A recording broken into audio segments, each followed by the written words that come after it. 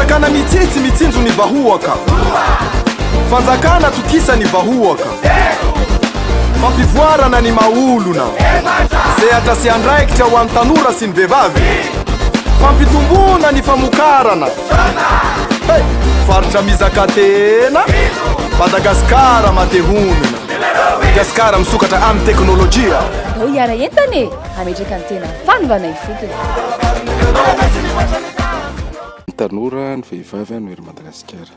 Dia be ny tanora amin'izao fotoana izao mirenireny na manana na tsy manana diplôma. Ka misy tetikasa anankitelo ataontsika.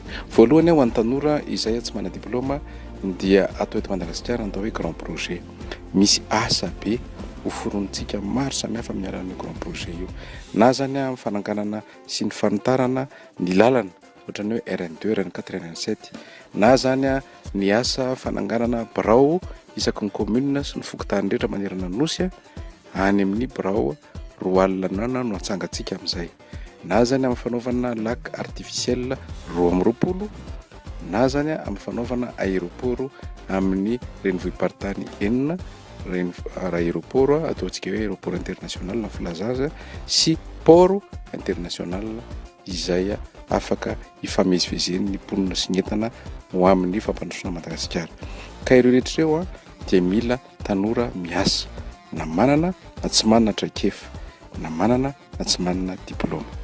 Faharoa ho an'ny tanora manana diplôma atsangatsika natao hoe pôle emploi.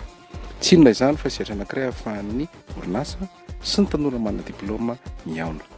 Isaky ny faritra dia arisitsika pôle emploi régional. Ary ny fahatelo dia ilay atao hoe fonds d'appui à l'initiative des jeunes. Ny fonds d'appui à l'initiative des jeunes dia tahiny anankiray ahafahantsika manome ny tanora vola manomboka amin'ny 3 tapitrisa ka hatramin'ny 30 tapitrisa. Ataon'ny tanora inona? Ahafahan'ny tanora manangana izay tetikasa rehetra tiany. Dia ny fanjakana mampindram-bola azy dia avy eo aferiny amin'ny fanjakana vola afaka roa taona eo. Ny vehivavy dia ometsika anjara toerana lehibe.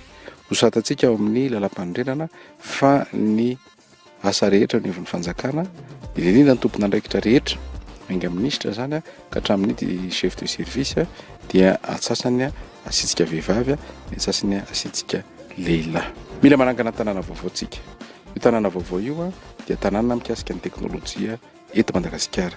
Anatin'ny telo volana dia izy tsangana natao hoe ville teknôlôjika eto Madagasikara. Ary farany dia tsy maintsy rehevantsika ny fialambolona sy ny fanatanjahantena ny tanora. Ka isaky ny districta dia anangana complexe sportif tsika. Diwary Paul Rabary, lalana fahavalo amin'ny Pilitatokana.